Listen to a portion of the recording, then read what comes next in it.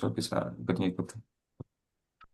Baik, jadi Assalamualaikum warahmatullahi wabarakatuh.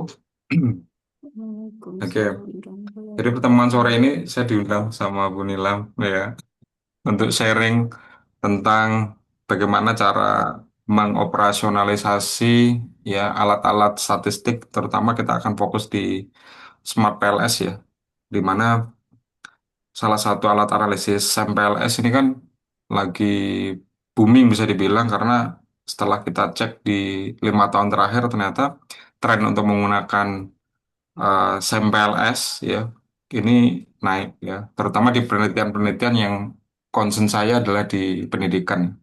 Saya contoh share screen. Nah, nanti karena kita hanya bertiga ya, sehingga kita ngobrol aja ya, Kak Maudi sama Bu Nilam ya. Sehingga hal-hal apa saja yang menjadi eh, selama ini mungkin teman-teman sudah lakukan, apa yang sudah dijalani gitu, sehingga bisa saling menguatkan saja. Ini saya susun sore hari ini menjawab why, what, dan how. Why-nya itu kenapa sih sampel S itu cukup untuk menjadi pertimbangan ketika kita ingin menggunakan alat statistik ini. Yang kedua adalah what. What-nya ini apa saja yang menjadi kelebihan-kelebihan sekaligus kekurangan-kekurangan dari sampel S. Karena sebagai alat statistik tentu saja kita harus concern ya bahwa oh ya dia mungkin punya kelebihan di satu tempat, tapi mungkin dia ada kelemahan di sisi lain. Jadi kita juga lebih bijak nanti melihatnya. Karena tidak ada satu alat statistik yang dia full power tapi tidak punya kelemahan. Yang ketiga how. Nah ini how bagaimana nanti kita akan menggunakannya. Saya sudah siapin kira-kira 200 sampling data ya, Bu Nilam. Hmm, Untuk nanti kita praktekkan sama-sama banyak. nanti di how. Ya. Nah, ini sumber referensi kita hari ini ya ada 4 ya. Eh, Memang di antara satu, dua, tiga ini Yosef Her yang menjadi salah satu narasumber ya atau pakar ahli yang menggunakan sampel S sehingga buku-buku atau referensi dari Yosef Her dan terutama temannya Sarstedt ya itu sering digunakan. Yang keempat ini bungu bungu rampai ya. Jadi teman-teman juga bisa baca juga. Ini cukup baru 2023. Eh, Kalau tidak salah itu lebih dari 50 ya riset atau penelitian yang menggunakan sampel S ya di situ sehingga teman-teman punya gambaran. Oke, kalau di dalam konteks teknik bagaimana kalau teman-teman ada di ekonomi dan manajemen itu dipakainya di bagian mana gitu kan.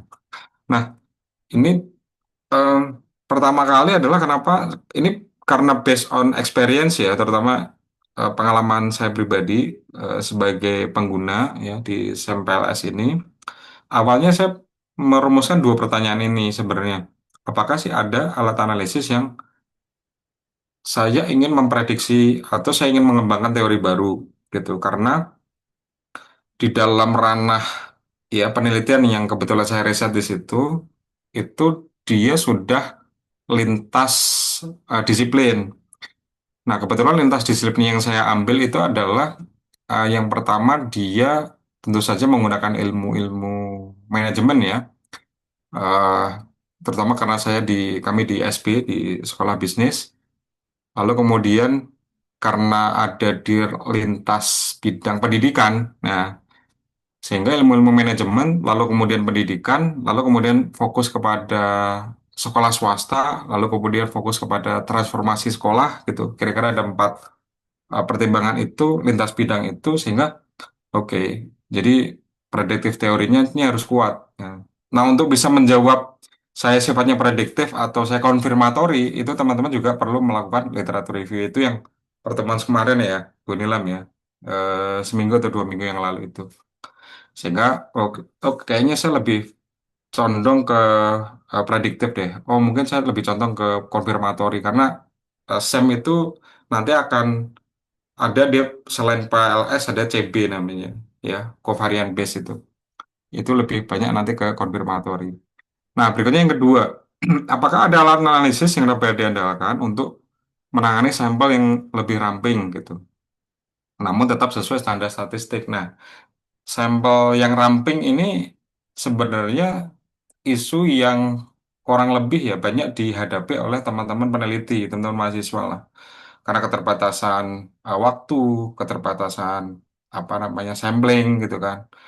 Eh, Sehingga apa ya yang tetap sesuai dengan kaidah-kaidah statistik ya, standar-standar statistik yang tidak keluar dari itu, lalu kemudian dia bisa digunakan dengan baik gitu.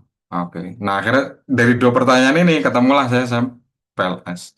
Sehingga dikuatkan dengan eh, satu uraian-uraian ini. Yang pertama adalah ini adalah tujuannya untuk prediksi dan penjelasan varians yang di variabel endogen ya rekan-rekan sekalian. Ya, variabel endogen itu biasanya disebut dengan variabel yang independen gitu ya. Yang dependen maksud saya. Sehingga dia itu sifatnya adalah untuk memprediksi teori baru. Terus yang kedua, dia lebih dekat kepada bagaimana menjelaskan kausal ya kontribusi gitu. Eh, Sebab lalu pengaruh gitu kan, lalu ada sifatnya kontribusi gitu.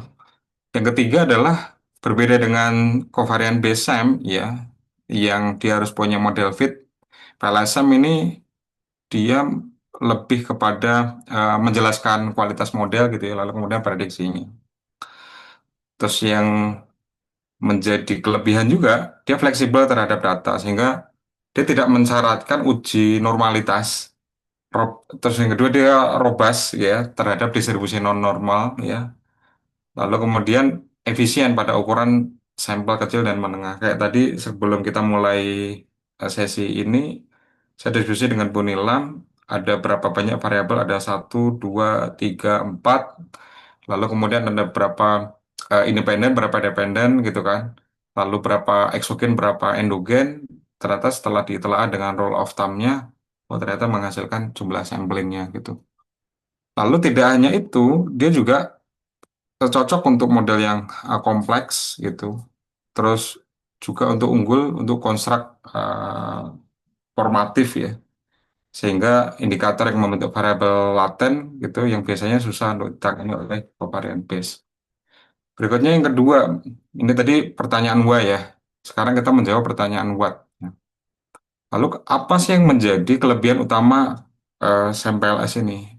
Ya, ternyata dia memiliki kekuatan statistik yang relatif tinggi ya. Jadi sensitif untuk mendeteksi hubungan-hubungan kausal. Lalu kemudian ini saya juga mempelajari bagaimana penggunaan sampel S itu jika nanti lebih dekat kepada orientasi praktisis pada riset. Karena setelah riset kan kita nanti akan nguji sebenarnya variabel apa yang paling kuat itu melalui analisis selanjutan yang namanya IPMA ini ya. Jadi performance management analysis ini nanti ya. Karena kan nanti kalau ada waktu kita bahas. Yang ketiganya adalah algoritma PLS ini stabil dan hampir selalu konvergen. Selain ada kelebihannya, juga ada keterbatasannya ya. Jadi dia memang tidak menyediakan goodness of fit ya dibanding dengan CB, sehingga sebenarnya di situ kita jadi apa lebih dinamis. Lalu keterbatasan berikutnya adalah ya oke, dia secara historis sih memiliki bias ya, walaupun ini kecil. Ya umumnya tidak substantif gitu. Terus dapat dikoreksi juga dengan alatnya dia sendiri ya. Jadi ada konsisten PLS. Nah, yang ketiga ada untuk hubungan model yang sirkular itu kayak dia balik lagi gitu. Dia tidak diperkenalkan, tidak diperkenankan kalau dibahas. Oke, untuk why dan what tadi ya, kenapa kita menggunakan PLS, SEM, lalu kemudian what-nya ada. Nah, ini yang ketiga. How question, bagaimana mempraktekkan SEM PLS. Ini teman-teman boleh sambil diskusi ya. Rekan-rekan sudah mencoba mempraktekkan SEM PLS sebelumnya? Atau sudah sampai tahap apa kalau boleh tahu? Bu Nilam, Kak Maudi, Kak Rayana. Kalau saya belum, karena emang masih belum fix untuk Oke, proposalnya. baik, makasih Kak Maudi. Kalau Bu Nilam? Tadi apa namanya udah install aplikasinya, baru nonton videonya, baru dapat sedikit data, tapi belum nyoba. Oke, baik. Kita bareng-bareng ya nanti ya. Saya udah siapin sampelnya. Nah, Saya juga tadi penasaran sebenarnya SMPLS ini kalau di dalam ranah di pendidikan, karena kami kebetulan ada di ranah itu di 5 tahun terakhir itu digunakan sejauh mana gitu. Nah, ternyata dia banyak digunakan di adopsi teknologi nih, yang paling banyak 58, kepemimpinan dan manajemen pendidikan dia sering digunakan, jadi nyambung nih sama riset saya, 24 cacah ya di Scopus, lalu kemudian psikologi dan perilaku dan seterusnya.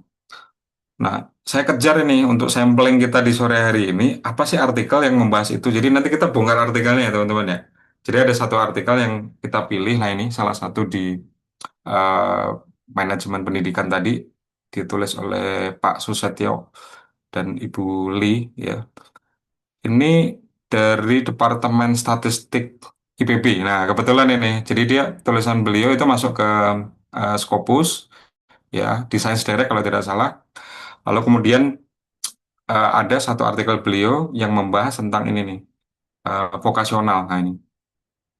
Jadi untuk pertama sore ini saya ini menyiapkan satu artikel ini sehingga teman-teman nanti butuh saya kirimin nggak artikelnya biar teman-teman bisa membaca di laman yang sama gitu ya kira-kira nanti sambil saya kirimkan di chat room. Nah, sederhananya adalah Pak Budi Susetyo ini dia sedang menguji ada kira-kira 4 variabel yang beliau teliti ya. Lalu, nah ini nih di abstraksinya nih. Oke. Nah, bagaimana sampel S ya? Um, Results show that school management government significantly influence teacher quality. Jadi ada variabel school management governance, satu lagi adalah variabel teacher quality ya. Lalu kemudian ada learning process ya. Lalu kemudian ada learning outcome gitu kan. Nah, di sini ada small sample kalau kata beliau dituliskan itu ya, sehingga sampel S bisa handling sampai sejauh mana. Nah, ini modelnya begini kira-kira. Jadi ini manajemen tadi, learning process, teacher quality, sampai learning apa tadi? Learning outcome ya, learning outcome. Ini modelnya nih. Nah, kita mau praktekkan ini sekarang. Nah, teman-teman semua di dalam kita membaca model ini ya, dalam kita membaca model ini yang biru ini saya kasih general saja ya karena bisa jadi ada teman-teman kita yang baru baru membaca atau baru mempelajari tentang sampel S gitu. Simpelnya adalah kita akan berkutat nanti kalau biru ini adalah variabelnya gitu ya. Lalu yang kuning-kuning ini adalah indikator.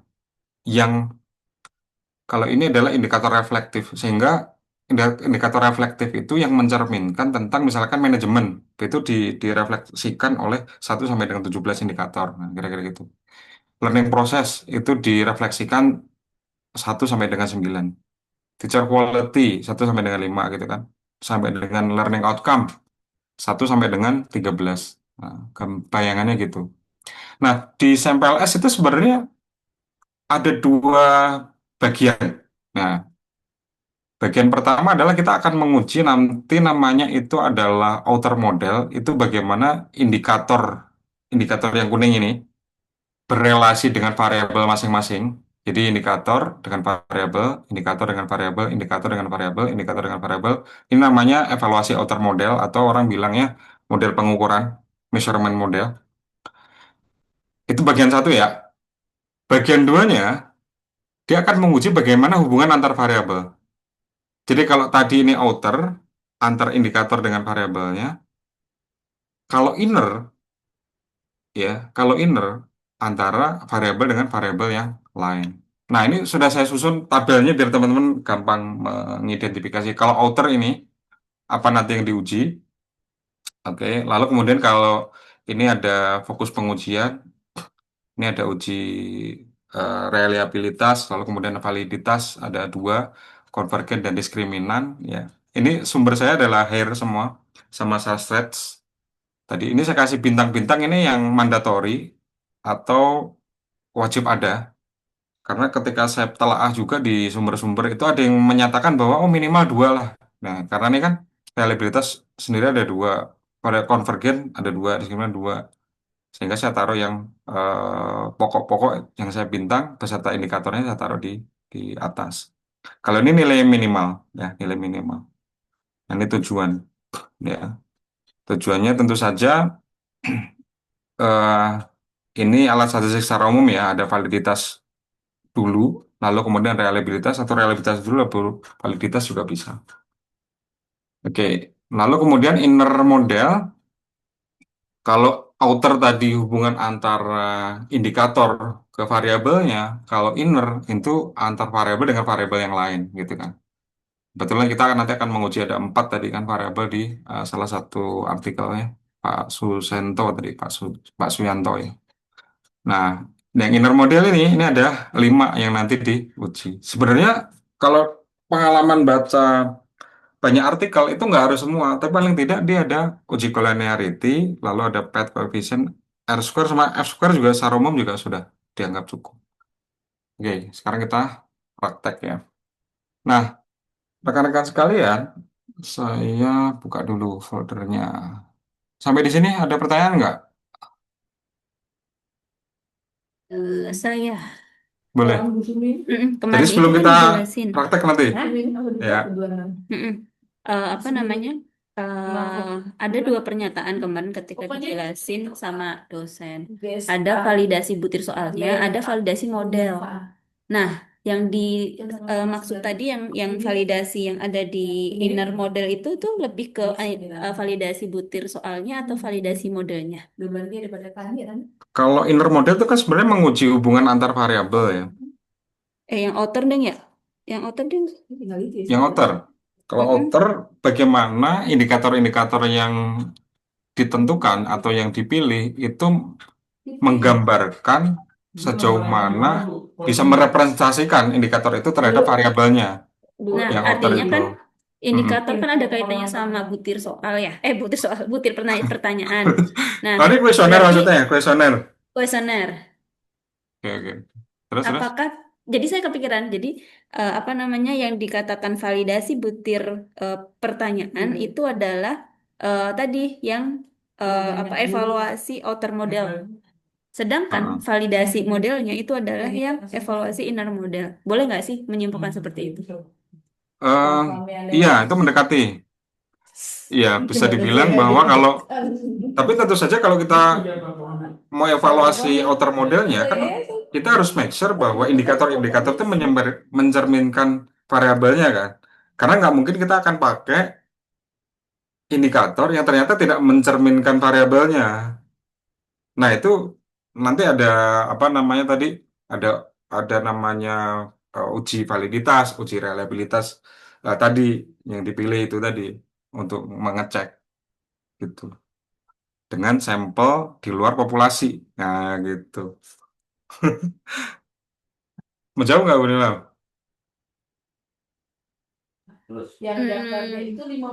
Menjawab sih, menjawab. Jauh. Nggak, Teman-teman soalnya yang lain boleh mau nambahkan atau bertanya? ya mungkin ada yang menambahkan kemarin itu siapa yang ikut Raya ya kalau nggak salah ya. Raya ikut kan ya disampaikan sama Bu siapa Oh iya, yang sama disampaikan Bu sama Nurul Mbak. Iya, ya ya ikut sama Bu Mbak. Nurul kalau ada validasi apa namanya validasi butir pertanyaan sama validasi model gitu. Apa Oh, bedanya gitu? oke. Kalau validasi pertanyaan tadi kan hubungannya interpretasi antara indikator ke variabelnya. Nah, sekarang kalau validasi model, itu kan basisnya basis penelitian terdahulu sama basis teori, gitu kan? Contoh misalkan, aduh, ada nggak ya? Kalau teman-teman, jadi ketika kita nyusun penelitian itu kan ada grand teori, ada middle teori, ada applied teori, ya. Contoh misalkan kayak ada penelitian tentang transformasi sekolah swasta. Dia menggunakan grand theory. Oh, grand theory-nya apa? Dynamic capabilities ternyata.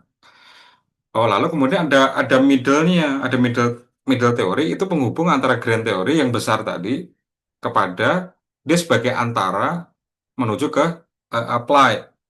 Nah, middle teorinya itu yang eh oh, misalkan dia akan pakai variable knowledge management.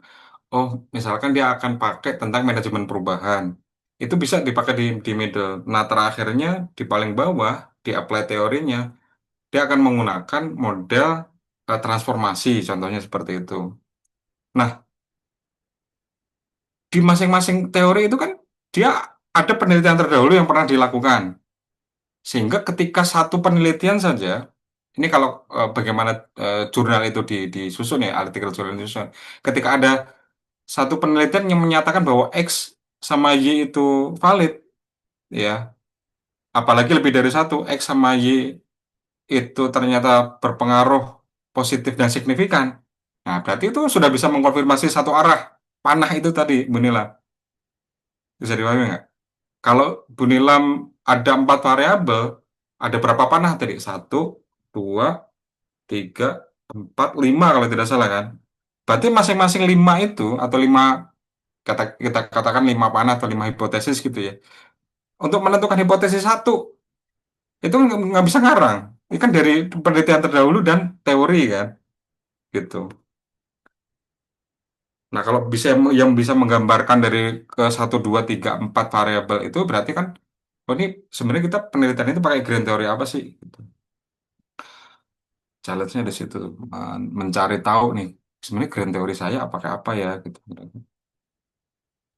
Oke ya, saya lanjut ke simulasi nih. Oke, jadi rekan-rekan semua, saya tutup dulu. Em, ini ada contoh ya, ini namanya contoh dataset ya, sesuai dengan di artikel tadi ya, eh, artikel yang membahas, nah ini artikelnya ada di sini teman-teman. Quality indicators ya, vocational ini. Saya kirimkan aja ya ini artikelnya Pak Susento tadi.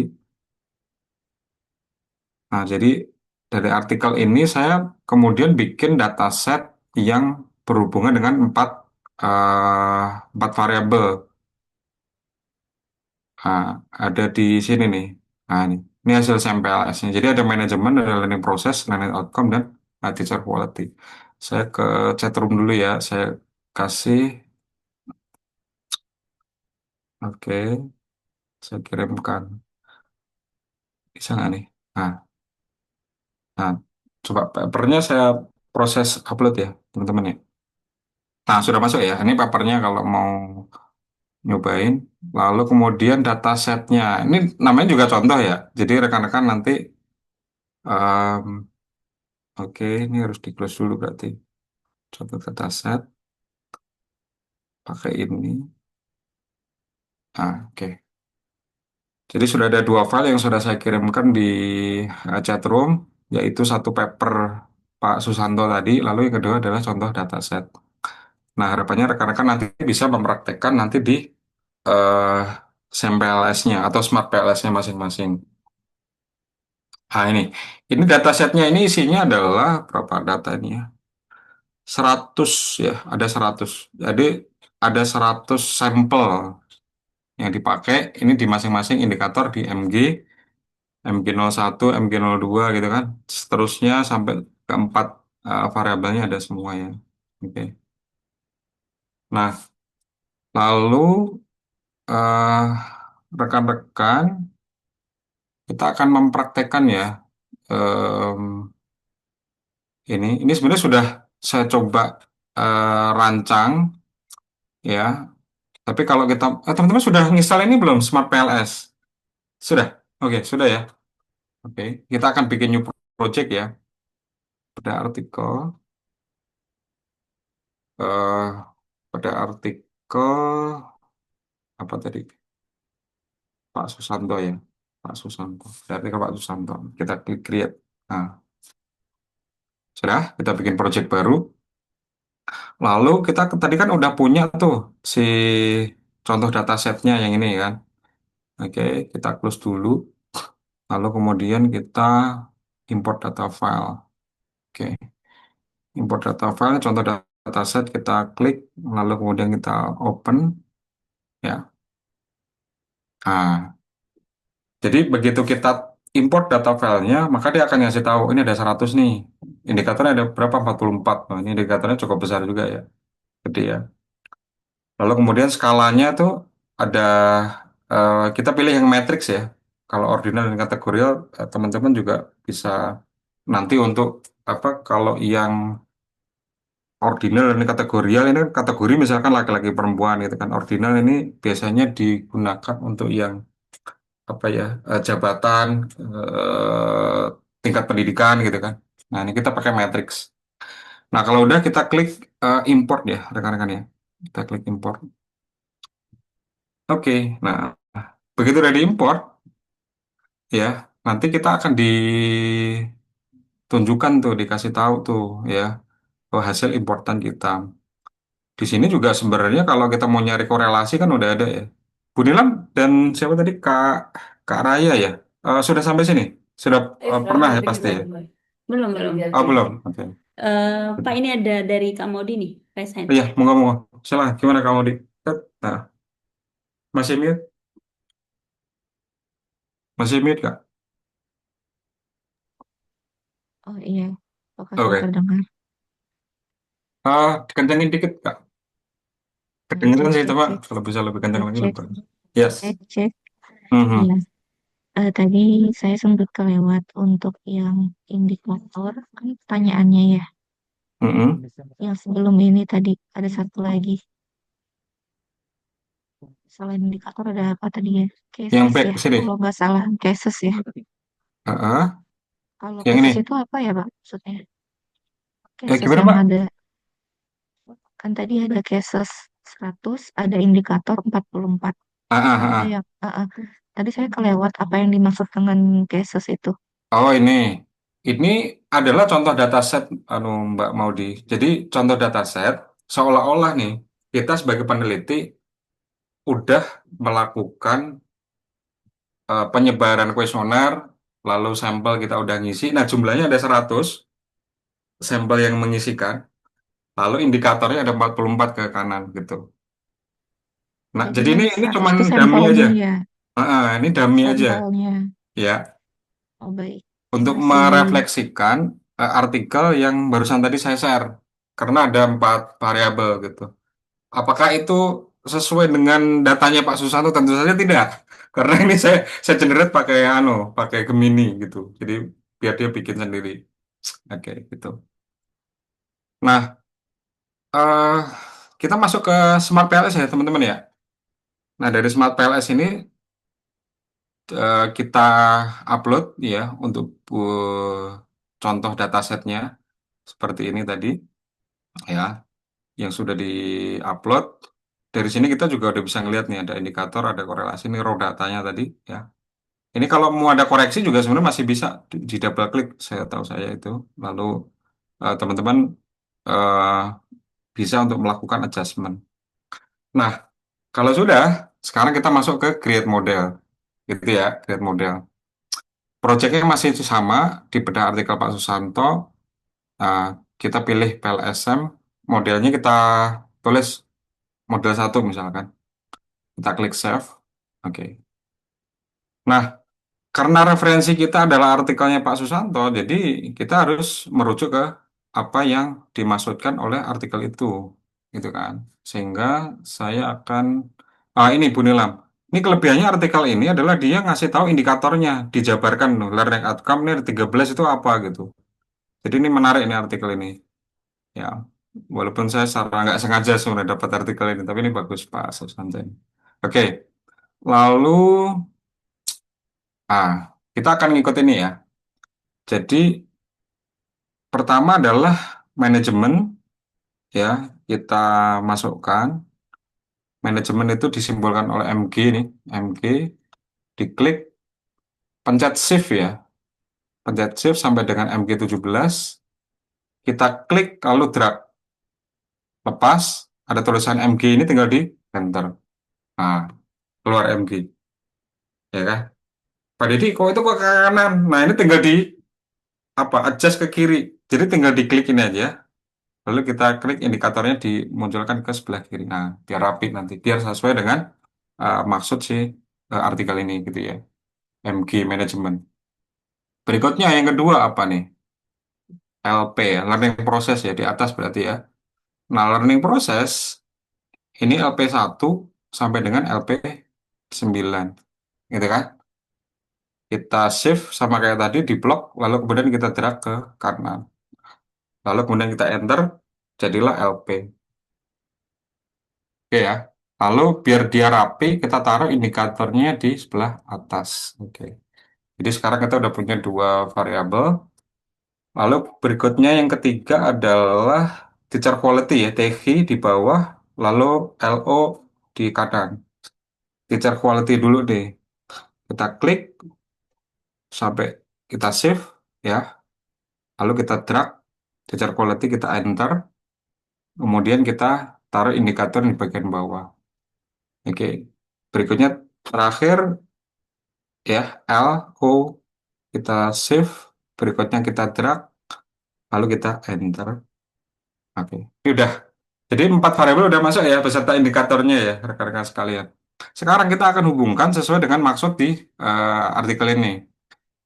Manajemen dia akan ke learning process ke learning outcome. Teman-teman nanti bisa menggunakan fitur dari Connect nih, ya.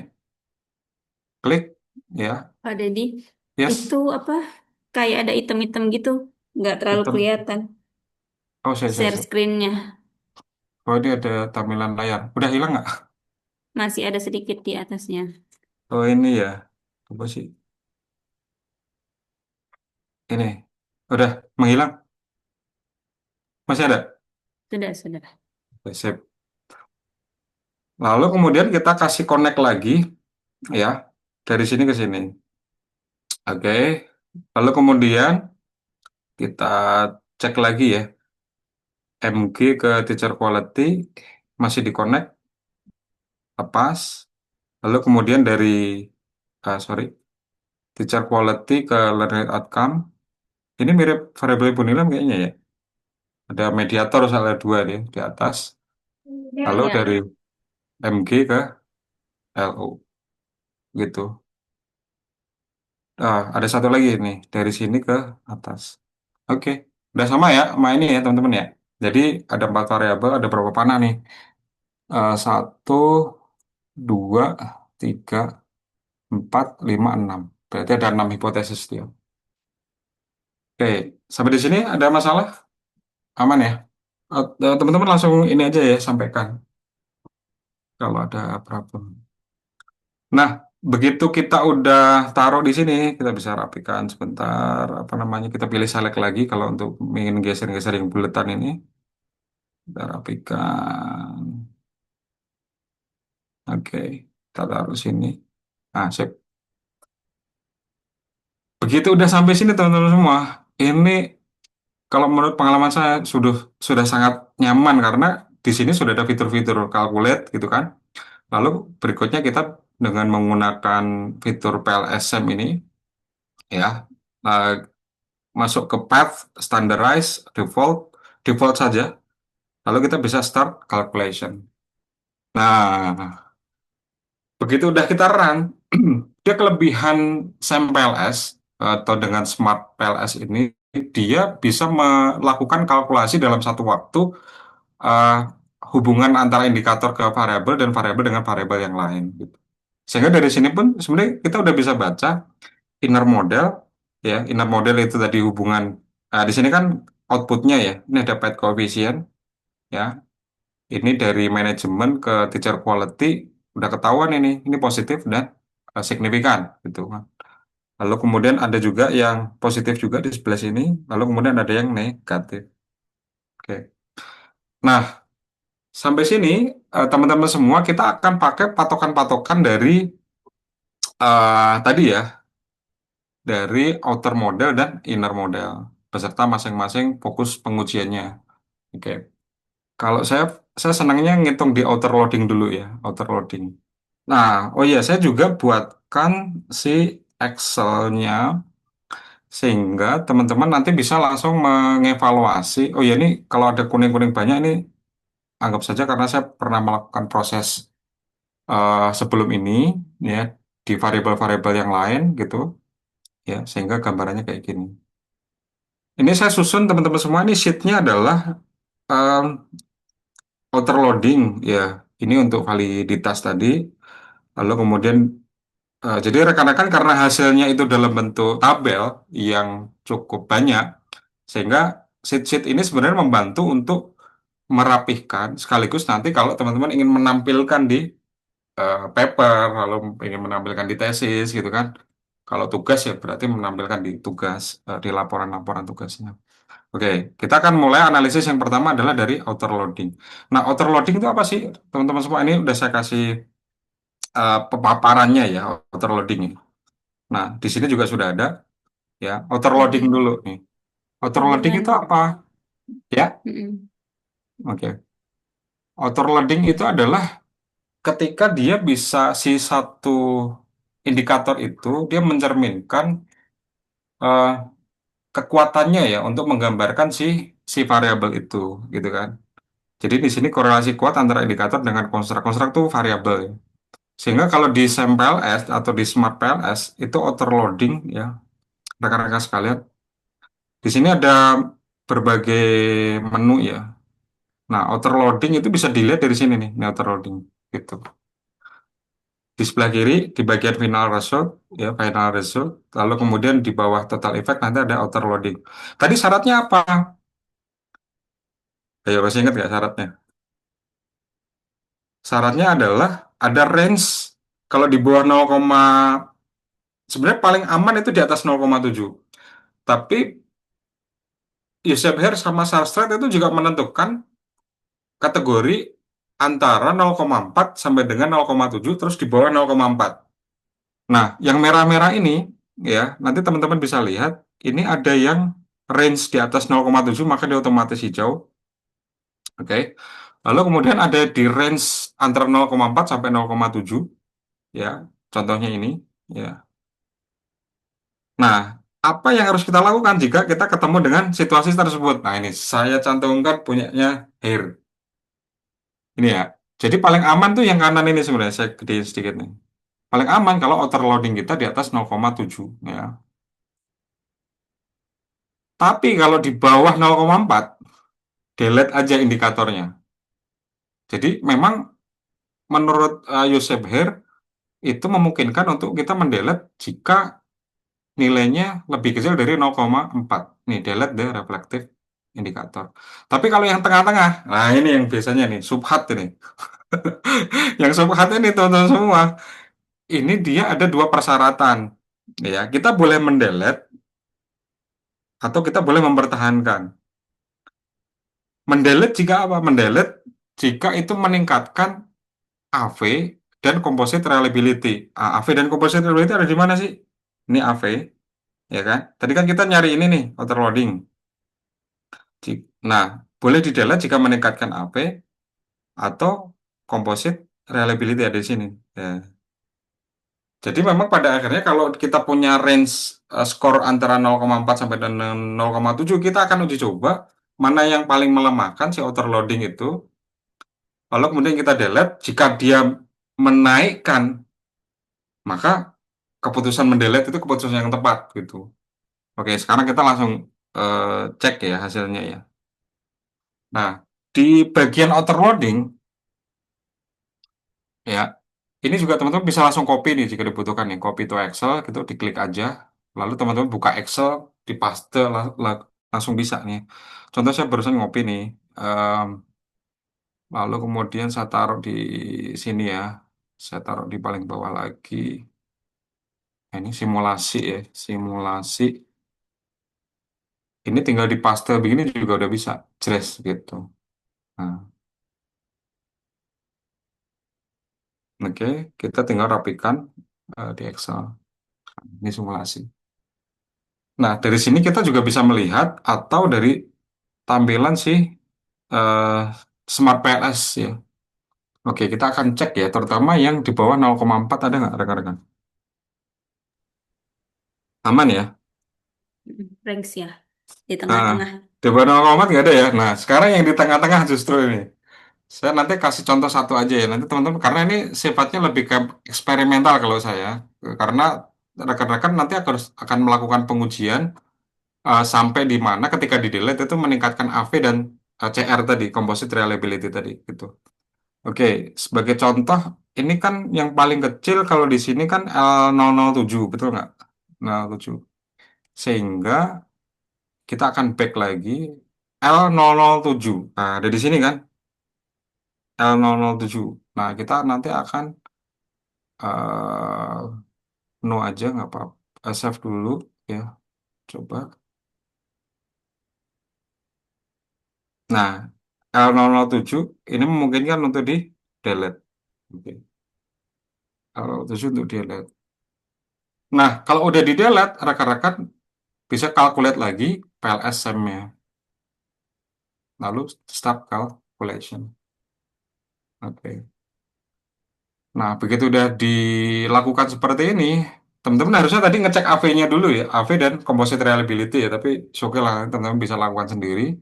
Sehingga ketika di delete itu akan meningkatkan composite reliability dan AV-nya atau enggak, gitu ya.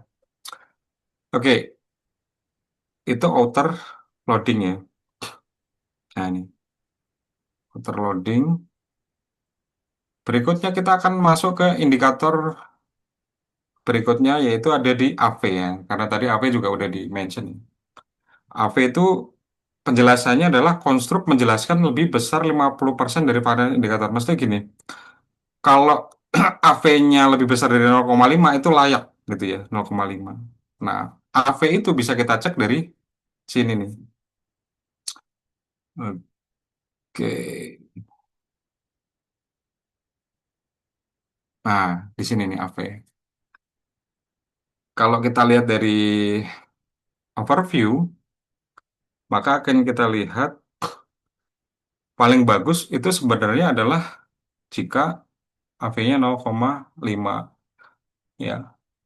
Nah, ini kan tadi hasil pengujian setelah kita delete ya di salah satu indikator ya. Kita lihat sebenarnya kalau dia udah berhasil naik ya anggap aja ini yang sudah yang terbaik gitu kan. Oke. Nah, ketika ada AV yang warnanya merah, coba kita cek di sini rekan-rekan. Oke. Jadi AV itu mengukur besarnya varians dari indikator-indikator yang mampu dijelaskan oleh konstruk latennya ya. eh, AV ini tercapai jika indikator dari suatu konstruk benar-benar berkorelasi tinggi dan berkumpul ya atau konvergen untuk mengukur konsep yang sama. Oke. Nah, jadi kalau di dalam apa namanya di ini rekan-rekan nanti harusnya melakukan uji coba di bagian ketika ada indikator-indikator tadi yang overloading-nya menyumbang kepada kenaikan AV sampai di atas 0,5 gitu. Nah, nanti ada pertanyaan, Pak Didi, kalau ternyata banyak yang harus di-delete gimana? Nah, itu. Nanti kalau teman-teman menelusuri atau melakukan proses yang sama, pasti akan ketemu dengan situasi itu. Kalau ternyata banyak yang harus di-delete, solusinya itu ada indikator-indikator yang nanti harus di-merger. Bisa menjadi apa variabel baru, variabel yang baru muncul, atau solusi yang kedua, emang benar harus mengganti variabelnya, karena variabel itu dianggap tidak representatif untuk diujikan, gitu. Ya, rekan-rekan ya. Jadi yang kita pegang adalah minimalisnya. Nah, ini udah saya tuliskan juga di sini nih. Ini saya bikin satu paper dengan pengujian model di atas ini nih ya, untuk Unair dan hasil dari perhitungan kami di sampel S, alhamdulillah lolos semua gitu. Ya. Karena proses untuk verifikasi juga panjang untuk menuju ke sana ya. Nah, ini. Oke, nah sekarang AV tadi kan kita baru di AV tadi ya. Em, AV posisinya kan ada di sini kan. Nah, teman-teman bisa kopikan, oke. Lalu kemudian jika diperlukan langsung di paste di sini. Ini kita eh, tulis ya judulnya simulasi, lalu di paste. Nah, sehingga teman-teman sudah punya laporan untuk kolom AV saja yang digunakan, gitu. Sehingga nanti yang tidak diperlukan dibuang. Oke, ini dirapikan. Lalu ditaruh sini. Oke. Ini AV. Nah, sebenarnya di dalam fitur tadi itu juga udah ngitung composite reliability, row C dan row A. Ini biasanya yang lebih valid dipakainya di row C, ya. Terus Cronbet Alpha ini untuk reliabilitas. Oke. Jadi dua-duanya sama, ya. Ada di sini nih. Oke, AV udah ya. Sekarang kita ke CR dan CA. Ini CA ya. Saya kasih dalam kurung nih, CA. Oke. Nah, sekarang karena CR dan CA-nya juga sudah dihitungkan dalam menu yang sama, rekan-rekan sekalian, dia punya penjelasan apa sih gitu. Oke, eh, kalau validitas itu kan hubungannya dia bisa ngukur di dalam indikator itu mencerminkan variabel yang kalau reliability kan hubungannya bagaimana jika digunakan di dalam konteks yang lain, apakah dia konsisten atau tidak kan gitu ya, reliabilitasnya itu punya prasyarat eh, di atas 0,7. Oke. Nah, sekarang kita cek tuh hasil yang tadi itu. Kita bisa juga dari sini, ya kan? Nah, ini nilainya bagus nih, ya. Composite reliability yang kita lihat dari row C dan CA atau Cronbet apa. Oke. Sehingga syarat-syarat ini udah terpenuhi. Nah, satu lagi nih, validitas diskriminan. Oke, validitas diskriminan sebenarnya yang dibutuhkan itu HTMT saja. Plus pendukung yang lain itu adalah Warner Laker dan cross loading. Nah, penjelasannya apa ini? Kalau HTMT itu apa ya? Jadi ketika kita ngomongin satu variabel dengan dia memiliki indikator-indikator tertentu, menjamin bahwa satu variabel ini benar-benar unik atau tidak identik dengan variabel yang lain. Nah, kira-kira gitu. Jadi kan kalau kita udah punya sampel kuesioner atau sampel yang sudah diisikan kayak tadi, kebetulan saya punya 100 tadi sampel, kita akan tahu bagaimana responden mengisikan atau mencerminkan isian dia, apakah si variabel A dengan variabel B, katakanlah begitu, ya, benar-benar unik. Variabel A menggambarkan tentang A, variabel B menggambarkan tentang B. Kalau A dengan B dianggap sama, nah itu biasanya HTMT-nya tidak memenuhi kriteria ini nih. Atau tidak, kalau ini kan kriteria kelayakan kurang dari 0,9, bisa jadi lebih dari 0,9. Penjelasannya itu ya HTMT ya. Nah, bagaimana cara mengecek HTMT? Rekan-rekan sekalian, ini discriminant itu juga udah ada di sini. Ya, oke, nah, kita lihat. Syaratnya apa tadi HTMT? Di bawah 0,9. Betul kan, di bawah 0,9 kan? Nah, ini di bawah 0,9 semua. Nah, ini yang mendekati nih, 0,898. Sehingga dia warnanya tidak hijau nih, ya kan? Warnanya ya gelap. Nah, rekan-rekan Maksudnya? ini karena dia mendekati, jadi dia ngasih sensor gitu loh, ngasih sensor. Walaupun kalau dari sisi kelayakan masih dianggap layak gitu. Nah, kalau udah HTMT-nya ini kita copy, lalu kemudian kita eh, pastekan di format yang kita punya. Ya, saya sebenarnya punya sheet yang sini nih. Nah, kita tuliskan aja simulasi gitu ya, simulasi. Ini ngomongin tentang HTMT kan. HTMT, lalu kita paste. Nah, jadi kita udah punya ini HTMT. Kalau mau lihat versi grafiknya juga ada di sini nih. Nah, artinya Itu kalau Hmm, gimana? cara bacanya gimana Cara Kak bacanya ini? gini. Ketika dia kan standarnya di bawah 0,9, ya kan? Heeh. Nah, sehingga di bawah 0,9 dia dianggap unik gitu. Oh, berarti cuma satu yang Nah, nggak unik ya? Eh, ini oh unik mendekati, sih. mendekati dia, Iya, iya. mendekati yang tadi warnanya hitam itu ya, rekan-rekan ya, HTMT. Oke, berarti kita udah sampai di validitas diskriminatif. Nah, kalau kita sama kayak tadi nih di masih 0, apa di bawah 0,9 tapi mendekati 0,9, kita bisa mengujikan dengan Warner-Lakers ya. Warner-Lakers itu cara perhitungannya sebenarnya secara statistik dia akar AP lebih besar dari korelasi. Cuma di Smart apa di PLS ini juga udah dikasih Warner-Lakers, itu ada di sini nih. Kita klik. Nah, Warner-Lakers itu kan cara membacanya gini. eh Make sure bahwa di dalam satu apa namanya ini pertemuan antara baris dan kolom LP ya, dia lebih tinggi daripada angka-angka yang ada di bawahnya, gitu kan. Jadi Warner-Lakers kriterianya terpenuhi. Contoh ini 0,699, maka dia lebih tinggi. Daripada ini kok LO ini lebih kecil ya, lebih kecil daripada angka-angka yang berada di bawahnya.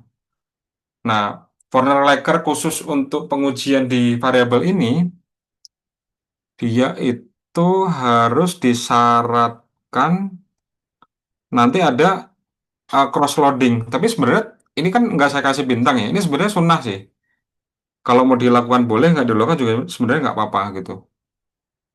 Tapi kalau toh teman-teman ingin menambahkan, lebih menjustified bahwa oke, validitas diskriminannya bagus gitu ya, dicantumkan gitu. Ya, tapi kita juga harus cek ya angka-angkanya, jangan sampai malah makin memperlemah ya positioning si data yang kita sajikan. Nah, cross-loading itu ada di mana? Cross-loading ada di sini nih, rekan-rekan. Nih, cross-loading. Ini cara bacanya gimana? Ini saya kopikan dulu ya. Cross-loading ini saya copy ke Excel dulu, biar data kita lengkap nanti. Cross-loading di sini nih. Set. Saya tuliskan simulasi, simulasi. Saya paste di sini. Oke. Cross-loading ini bertugas untuk mengecek. Teman-teman lihat ya, ketika saya tunjuk LO, ya, ketika saya tunjuk LO 01 misalkan, dia di kolom LO, pastikan dia paling besar dari yang lain. Nah, ini kan 0,608. Dia kalau sama yang lain, pasti paling besar. Begitu ya. Begitu juga dengan LP. Nah, LP ada di kolom apa ini? Nah, di kolom LP ini ya. Jadi LP1 di kolom LP, maka kita tangkap 0,645, maka pastikan dia nilainya lebih besar dari yang kiri dan kanannya atau di variabel yang lain. Ketika itu terpenuhi, maka cross loadingnya baik. Gitu. Teman-teman lihat atau cek deh. Atau nanti pakai rumus Excel lah, bisa kan ini kan. If eh, ini lebih besar dari yang lain, gitu kan, maka dia oke, oke, oke. Pak, mau Oke, tanya Pak, yes, boleh. ini maksudnya tadi LO itu yang variabel independen ya? LO itu di sini Kenapa harus lebih besar gitu tadi? Apakah yang independennya dependent. harus lebih besar dari dependennya atau gimana tuh Ini maksudnya? kriteria untuk cross loading, Mbak. Mau Oh, cross loadingnya aja ya. Nah, jadi kriteria cross loading adalah dia benar-benar indikator itu paling kuat di dalam kolom variabelnya, gitu. Ini kan LO 01 ada di kolom variabel LO kan, sehingga dia lebih besar daripada LO 01 yang berada di eh, kolom atau variabel yang lain gitu. Itu kriterianya Mbak, yang ini nih. Nah, jadi loading fokus itu lebih besar daripada yang lain ini kriterianya. Itu. Clear Mbak Modi? Oke, sip. Oke ya, ini outer model. Sekarang kita masuk ke inner model. Nah, kalau outer Mau model tadi ada representasi nih, indikat, yes, apa? mau nanya sebelum Hmm, jauh. Tapi ya. nanyanya masih yang tadi outer, yang Hmm, apa HTMT ya di bagian HTML. tabelnya. Yes. Boleh ditunjukin Oke, nggak pada di oke. apa maaf ya Sip. tabel yang HTMT. HTML ya. Nah, Ya. Nah, saya tuh sering baca artikel bentuk tabelnya kayak gini. LO, LP, MG, TQ ke sumbu apa Y-nya, sumbu X-nya juga sama. LO, LP, MG, TQ. Nah, tapi kenapa yang bagian LO sama LO-nya kosong, tapi LP sama LO-nya ada angkanya gitu. Oke. Penting nggak? Tapi itu pertanyaan saya. Bagus. Pertanyaan bagus nih. Saya juga belum kepikiran tadinya. Nah, setelah ditanya saya jadi kepikiran. Gini, data ATMT itu kan dia ngasih tahu bahwa variabel itu benar-benar unik gitu kan. Benar-benar unik dibanding dengan variabel yang lain. Makanya LO nggak akan dicek dengan LO gitu loh. Clear nggak? Oh, I Pasti see. LO akan dicek dengan variabel yang lain. LP akan dengan variabel yang lain gitu. Tapi sebenarnya nggak cuma HTMT juga yang bentuk tabelnya kayak gini ya, Pak Deddy ya. Ada AV tadi kalau nggak salah juga tabelnya Ini kayak kan gini cara ya. bacanya kan sebenarnya LP terhadap LO kan. Cara bacanya aja sih Mm-mm. sebenarnya. Dari kiri ke atas gitu. Dari kiri ke atas gitu. Dari kiri ke atas. Ah, dari kiri ke atas. LP Kalau cuma terhadap LO, MG terhadap L, L, LO, kita buka aja LP. ya. Ah, ini kan LP Mm-mm. LO di atas 0,8 kan, ya kan? Kalau di sini berapa? Ini kan LP LO 0,84 kan, gitu. Yang Mm-mm. ini cara bacanya aja gitu di tabel. Sebenarnya kalau Oh, ini tuh kayak apa namanya kemungkinan yang bisa dibandingkan di antara empat variabel itu, gitu ya. ya, that's right, betul betul Oh, betul betul ya ya. betul. Oke oke oke. Kita Nah, lagi nunggu jadwal ujian tertutup, tapi ini sudah inilah simulasi lah. oh, Lagi unik tahu. oh jadi ini ngetes juga ya Pak Deddy ya. Silakan, saya Kalau butuh ada banyak pertanyaan, pertanyaan, ibu-ibu semua. eh Oke, coba thank you. lagi-lagi yang tadi yang AV, tabel AV. Tabel Emang apa ya? tertutup sampai Siap-siap. kayak gini Pak Deddy pertanyaannya sampai Ya, nggak penting sampai juga ke ditanyain.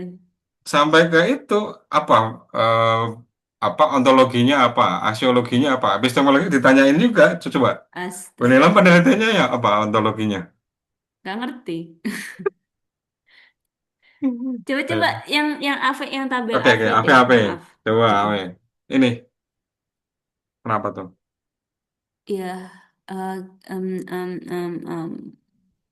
Ini saya kasih penjelasan nih. Apa yang Oh, iya, iya, iya, iya. Ya, oke lah. konvergensi ya? Iya. Sejauh ini aman cara bacanya ya. Nanti kalau misalnya ketemu yang ini nanya lagi ya pada dia. Iya boleh. Siap, siap. Kita ke inner ya sekarang ya. Hubungan Ya, antar siap. variabel. Ini sebenarnya kalau di sheet ini itu kita masuk di sini nih. Nah, tuh. Oke. Sekarang kita cek apa sih persyaratannya ya? Ini mudah. Yang pertama adalah collinearity. Jadi collinearity itu penjelasannya adalah ketika antar variabel independen dia tidak saling mengintervensi. Nah, kira-kira gitu tuh. Collinearity. Nah, collinearity itu selesai. Kalau di sini disimbolkan oleh VIF. Nah, ini collinearity statistik. Nah, ini. Berapa skornya? Skornya adalah di bawah 5 sebenarnya. Kalau saya ngambil yang di bawah 5, tapi idealnya di bawah 3 kan kata dia kan. Kalau teman-teman mengambil di bawah 5 juga sebenarnya juga udah oke gitu. Mana sih? Ini kan. Artinya di bawah 3 lebih sulit ya? Di bawah 3 berarti eh, lebih tidak mencerminkan kolenialitas gitu. Kolenialitas itu kan antar variabel independen saling mempengaruhi. Mm-mm. Definisi collinearity itu. Sehingga makin kecil kemungkinan untuk terjadi collinearity semakin tidak ada gitu. Banyak Bu Nilam. Saya kasih contoh ya. Ini kan kita pakai ini nih. Yang independen kan ini kan. Mulai dari manajemen, learning process, sama teacher quality kan. Uji collinearity itu memastikan bahwa antar variabel independen ini, mereka tidak saling mengintervensi gitu loh. Kalau di gelombang itu apa? Atenuasi, apa sih Zah, di fisika itu? Ya, ya. Interferensi. Ya Nah, sih. kira-kira gitu, interferensi. Jadi beda beda device, mereka ternyata memancarkan gelombang yang satu gelombang dengan gelombang yang lain itu saling mempengaruhi gitu. Kayak kita main Hmm. WT, ya kan? WT harusnya sama teman-teman kita nih. Nah, tapi tiba-tiba dari kampung sono satpamnya masuk Ada ke yang sini. nyasar. Nah, gitu. Ya, Iya, itu iya. gampangnya menjelaskannya ya, kira-kira gitu. Hmm. Oke, kita masuk ke uji culinarity ya. Nah, uji culinarity tadi seperti disebutnya di prasyarat, lebih bagus di bawah 3, tapi sudah di bawah 5 udah oke. Nah, ini udah diuji, lalu kemudian kita tinggal mengkopikan, eh, masukkan ke uji culinarity gitu ya, lalu kemudian di simulasi. Simulasi. Pastekan di sini. Oke, PIF-nya udah ter.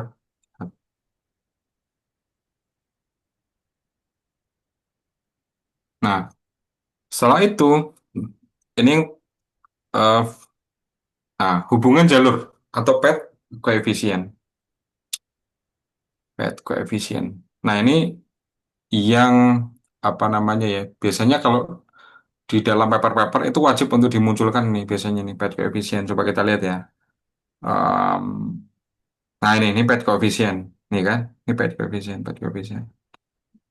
Ini P value ya.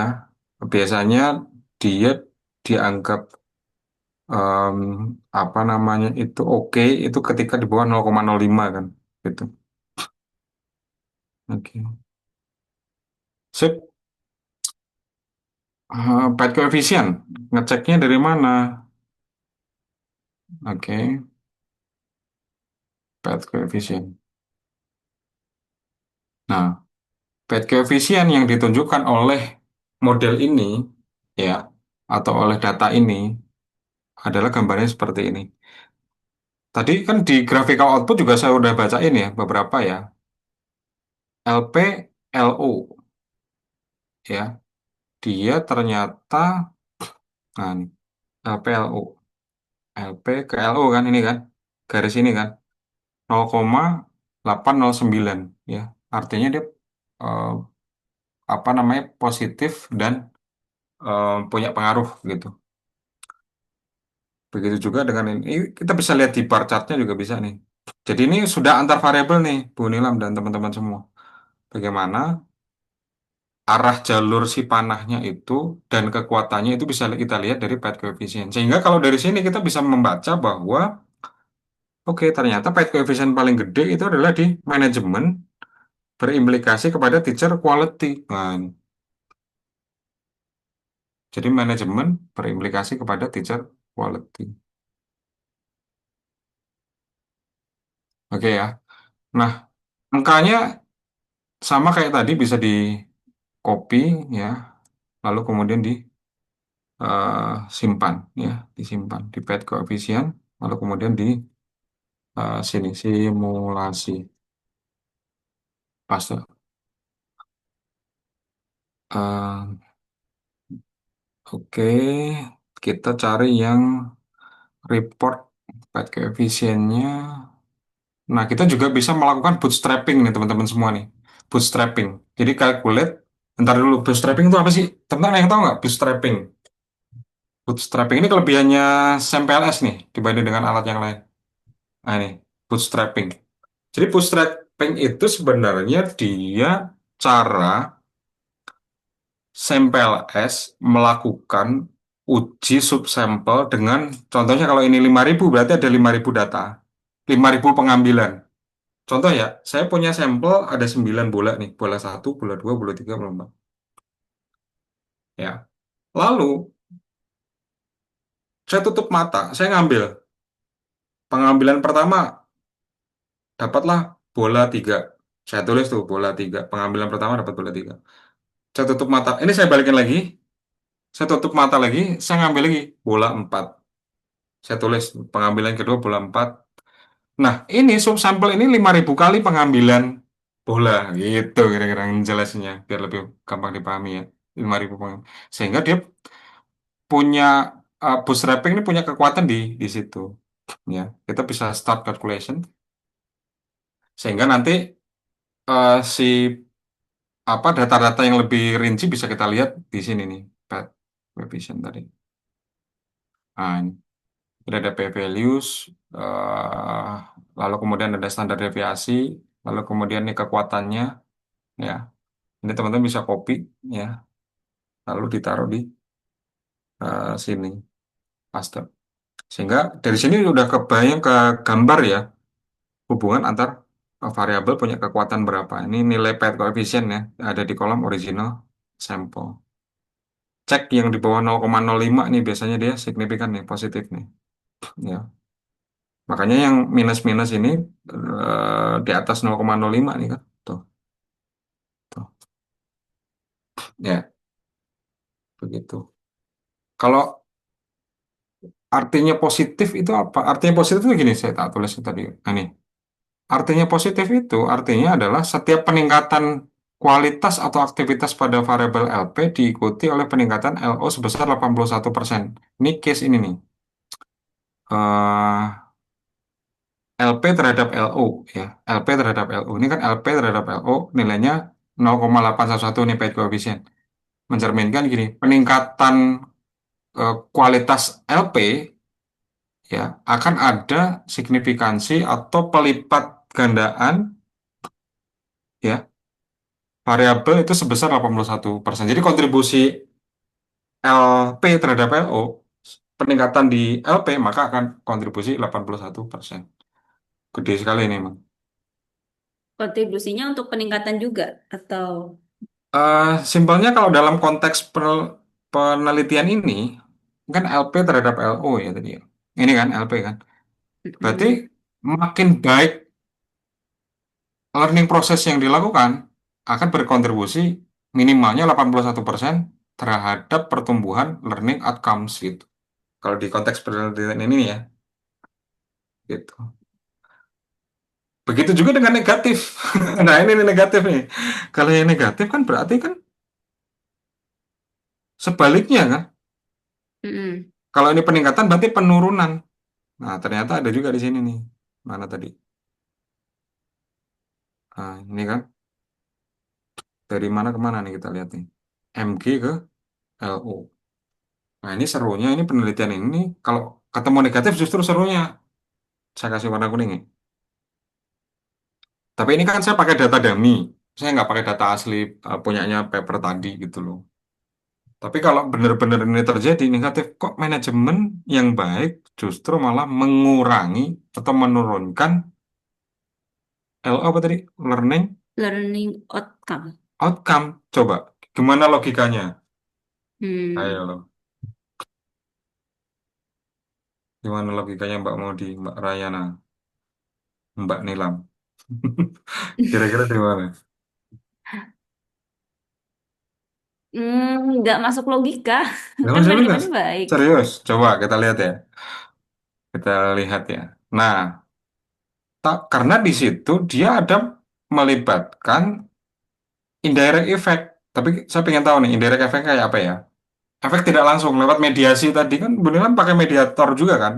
Mediator juga kan? Ini nih. Oh, oke. Oke.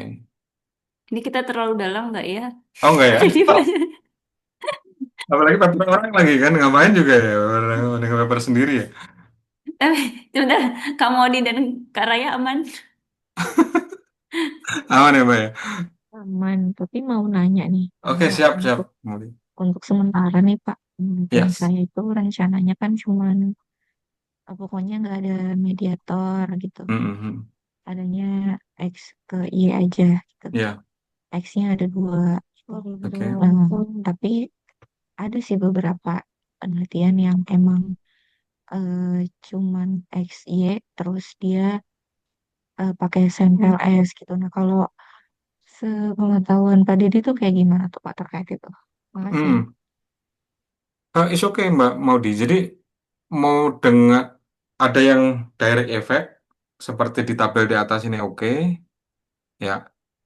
Atau indirect jika diperlukan ada. Nah, indirect itu ada dua, ada mediator, ada moderator. Nah, gitu. Kalau yang tabel yang ini kebetulan ini pakai sorry, pakai mediator gitu. Karena dia akan melewati satu variabel lain. Terus, secara prinsip nggak ada masalah Mbak Maudi. mau direct effect doang, sehingga nanti akan tabel ini aja berarti, gitu.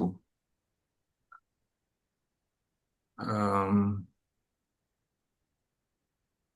oke gitu ya Mbak. Saya juga lagi telaah ini nih dengan data-data dummy yang tadi kita run, fenomena apa ya. Tapi ini kalau peneliti ini justru tertariknya ini kenapa negatif gitu. Karena biasanya dijelaskan oleh indirect effect, tapi ternyata indirect effect juga MG lewat LO. Nah, di sini nih jawabannya nih. Jadi MG, nah ini saya kasih warna kuning ya. Biar seru tuh kita bahas jurnalnya begini nih. Ada behind the story nih. MG itu nggak bisa langsung lewat LO. Sehingga kalau Hmm. dia pengen positif, dia harus lewat mekanisme TG, lewat mekanisme LP, baru punya kontribusi kalau gitu behind the story-nya. Jadi itu Hmm. Mbak Maudi kelebihannya kalau ada mediator. Jadi Mbak Maudi nanti kan nggak tahu ya nanti hasilnya kayak apa, hasil analisisnya seperti apa.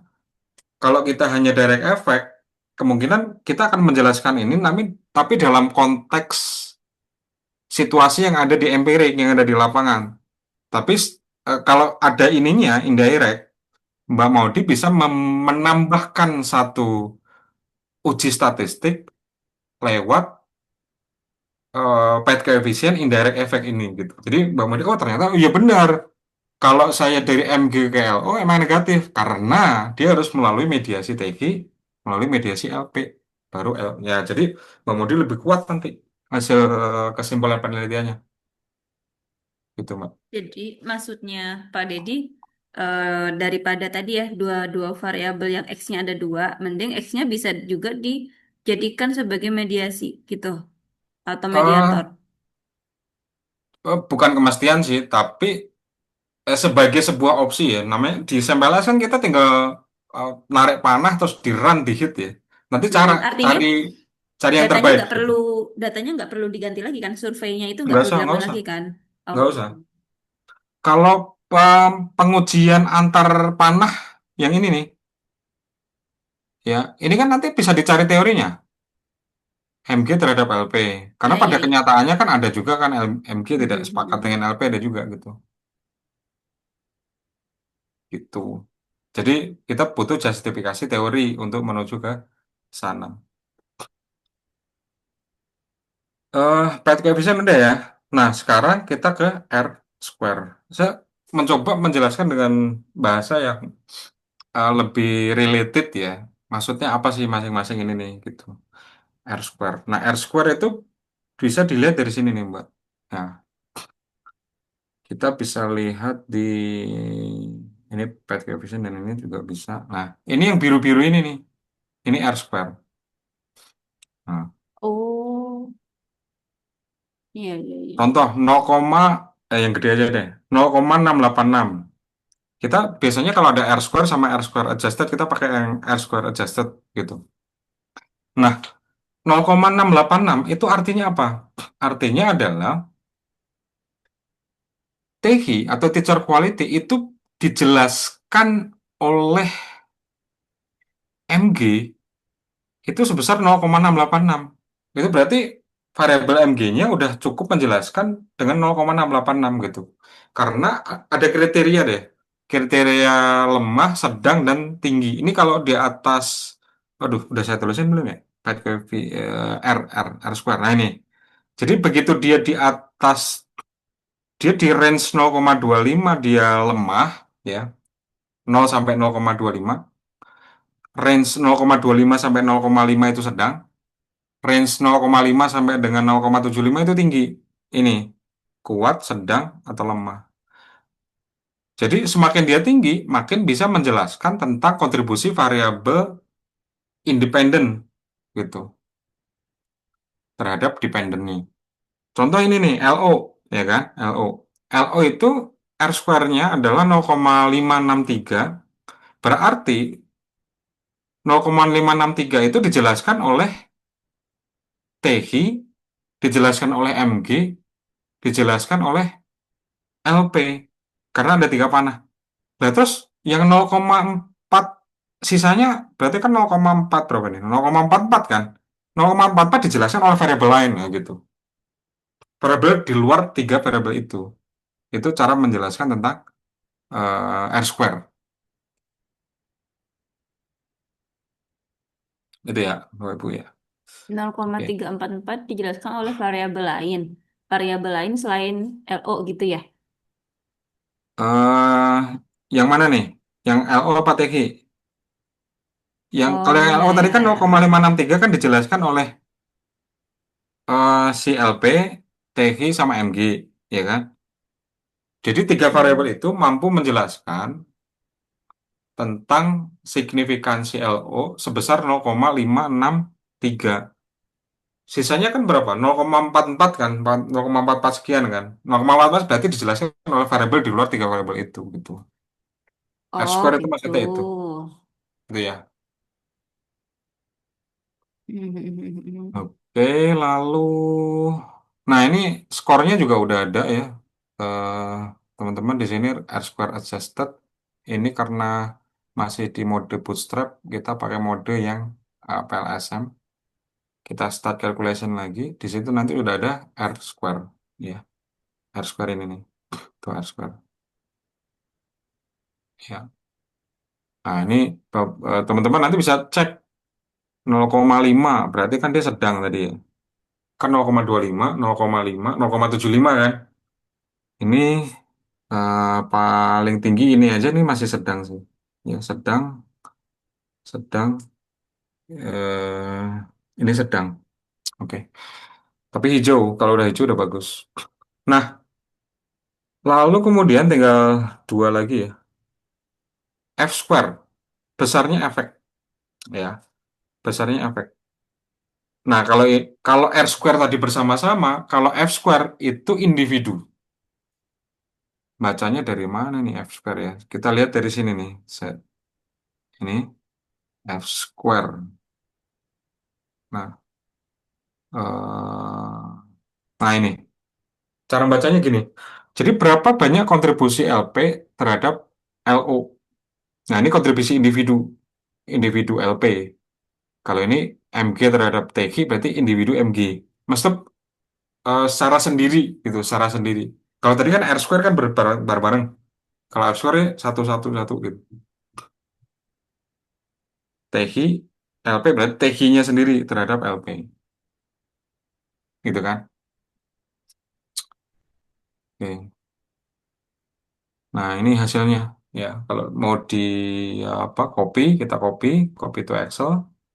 Lalu kemudian kita paste ke F square, F square-nya simulasi. Paste. Oke. Lalu yang terakhir ya, terakhir nih chi square ya, chi square. Ini sebenarnya karena saya balik lagi di awal tadi ya, karena ini kan dia memprediksi ya, memprediksi model, memprediksi teori atau mengembangkan teori. Jadi kelebihannya itu, maka jangan lupa untuk dilakukan chi square. Ya. Akurasi prediksi model ketika di luar sampel. Nah, justru kalau teman-teman lagi mengembangkan teori baru, karena dengan berbagai pertimbangan ya, oh ternyata lintas disiplin selama ini masih sedikit penelitian di situ, atau tidak ada teori-teori yang benar-benar lekat untuk lintas ilmu gitu kan, sehingga teman-teman bisa mengembangkan teori lalu dengan mengujinya dengan chi-square untuk diujikan di luar sampel. Oke, nah chi-square itu ujiannya ada di sini nih. Nah, jadi menggunakan nanti uji blindfolding lalu di construct cross-validated redundancy. Jika R square mengukur kekuatan prediksi model secara in sampel, jadi di sampel yang ada, maka chi-square adalah prediksi ya model untuk di luar sampel. Nah, ini lebih keren lagi sih menurut saya ya, chi-square ini. Kita lakukan proses blindfolding dulu, teman-teman semua. Ini dikalkulate, lalu ada blindfolding. Lalu kita start calculation. Oke, nah kita cari yang tadi namanya adalah construct cross validated redundancy. Construct cross validated redundancy. Nah ini. Ini Chi kuadratnya ya. Indikatornya adalah tadi di atas 0 berarti akurasi prediksi model sudah baik secara out of sample. Ini kan? Nah, kecuali yang ini nih. Ini masih Jadi kecil. Yes. Gimana, ini Mbak? konteks redundancy-nya sampelnya atau indikator tuh pertanyaannya? Jika di luar sampel, Mbak. Gimana? Jika di luar sampel ya. Jika di luar Redundantnya sampel. berarti eh, ini kan 100 sampel. Iya. Berarti jika dia di atas 0, hampir bisa dipastikan kalau kita mau pakai sampel yang lain, itu model ini bisa memprediksi dengan baik. Nah, kira-kira gitu, Mbak. Oh, Ya. baik. Makasih. Iya. Ini kalau untuk generalisasi teori, menurut saya menarik karena kalau kita mau pengembangan teori kan harus bisa digeneralisasi. Nah, syarat generalisasi harus bisa diprediksi. Nah, prediksi lewat chi kuadrat atau chi square. Dan Hmm. di Smart PLS sudah disiapkan itu. Ini bahkan dikasih case-case loh. Case satu, case 2, teman-teman nanti bisa baca ya. Itu Yang nol tahu mah tetap case-nya nol deh. gimana maksudnya? Jadi si komputer ini bikin model sendiri. Si Hmm. Smart PLS bikin sama kayak tadi em, ada sampai 5.000 gitu kan. Em, Hmm. jadi sama dia dibikin simulasi model komputer sendiri gitu. Case-case di luar itu. Nah, kalau dia ngambil model sendiri kan standar deviasinya bisa jadi beda dengan dummy yang 100 yang kita pakai ini. Bahkan bisa sangat bervariasi, sangat beragam gitu. Cuma kalau teman-teman lihat relatif konsisten kan di LOLP dan TO-nya gitu. MG-nya kosong ya kebanyakan. Nah, harganya kosong di mana-mana kan? Hmm. Hmm. Pak Deddy Yes, mau nanya lebih yes. terkait tesis saya kah? Mm-mm. Boleh? Ini ini kan saya tuh ada beberapa hipotesis. Saya share screen ya. Ya. Nah ini kan ada 5 hipotesis. Pertama, job crafting berpengaruh positif dan signifikan terhadap ESG activity recognition. Dan selanjutnya gitu. Nah, dengan menggunakan SAMPS tadi kan tadi ada beberapa apa ya istilahnya, ada beberapa istilah di Mhm. di bagian inner dan outer gitu kan yang oh Ya. ini artinya ini. Nah, kalau untuk ngecek hipotesis pengaruh positif sama signifikan itu yang dipakai yang mana saja? Pakai yang Yang pet koefisien, pet tabel pet koefisien. koefisien. Nah, jadi Mm-mm. di tabel pet Eh, koefisien Bu Nilam cek yang P value, pastikan di bawah 0,05, itu artinya dia positif, signifikan, itu kontribusi angkanya. Kalau tadi kan 0,81 tuh, artinya itu 81% jika ada dari X ada kontribusi lebih, maka implikasinya adalah 81% pertambahan. Yang tadi tuh, pet apa ya. tadi? Jadi dua kolom aja sebenarnya udah cukup karena untuk menguji positif dan signifikan kan. Positifnya diuji dari P value, signifikansinya diuji dari yang kolom apa tadi itu? Original sampel yang O. Kolom yang original sampel yang O. Boleh ditunjukin nggak pada di Jadi coba di stop dulu. Oke, di sini nih, Bu Nilam. Nah, ini kan ada pet coefficient. Contoh yang ini nih ya. pet koefisien? Yang dilihat sebagai contoh ini nih. Ini kan positif. Sorry. Ini kan di bawah 0,05 kan positif. Ya kan? Mm. Signifikannya adalah 0,811 positif dan signifikan gitu. Syarat dikatakan signifikan berapa? Ketika di at- ketika dia positif. Kalau yang lain kan negatif nih lihat nih. Ini negatif kan? Karena biasanya begitu dia di bawah 0,05 dia udah dianggap tidak signifikan juga gitu. Hmm. Karena nanti akan ditanyakan signifikansinya berapa. Ini 81% gitu. Coba Signifikansinya saya berapa persen? ulangi lagi ya, Pak Yes. Deddy. Berarti yang P value tadi dikatakan positif ketika dia nilainya lebih kecil dari 0,05. Iya. Terus kemudian dikatakan signifikan ketika nilainya itu positif. Ketika ditanya berapa nilai Iya. ininya, disebutin yang original sample Udah gitu ya. sampel. Heeh. Ah, oke oke. Kita studi ini ya dari sini nih. Kelihatan nggak saya? Saya buka PDF. Enggak, Oh, enggak masih ya, Excelnya. saya stop dari sini. Ini teman-teman nggak apa-apa sampai jam setengah 6 lebih loh. Pak Dedi, sebenarnya nih saya Iya, mau iya. Ini Pak pamit James. duluan nih, berhubung mau nyari buka pulsa dulu gitu. Oke, boleh, boleh, Mbak. Silakan. Makanya saya khawatir, biasanya kita cuma sejam setengah udah. Sejam setengah lebih. eh ini penafsirannya begini nih, Bu Nilam. Ini kan pet coefficient 0,805. Ini kan di bawah 0,05 kan? Ini positif kan? Hmm. Signifikan kan? Berarti di reject H0-nya, ditolak H0-nya. Hmm. Ngerti nggak maksudnya? Karena ditolak H0-nya berarti disepakati hipotesis LP terhadap LO gitu. Iya, iya, iya. Ada ini kan pengaruh. Heeh. Oke deh, saya kira itu ya teman-teman semua. Mbak Maudi mau ada keperluan. Cari Ya, buka puasa kayaknya ya Mbak Maudi. titip doa ya Kak Modi. Oke deh, saya kira gitu ya. Makasih Mbak Raya, Mbak Maudi, Mbak Nilam. Hmm, Ya, kita makasih bisa. juga Makasih Pak Pak Dedi. Dedi. Ya, Makasih sama-sama. banyak Pak Dedi. Baik, mudah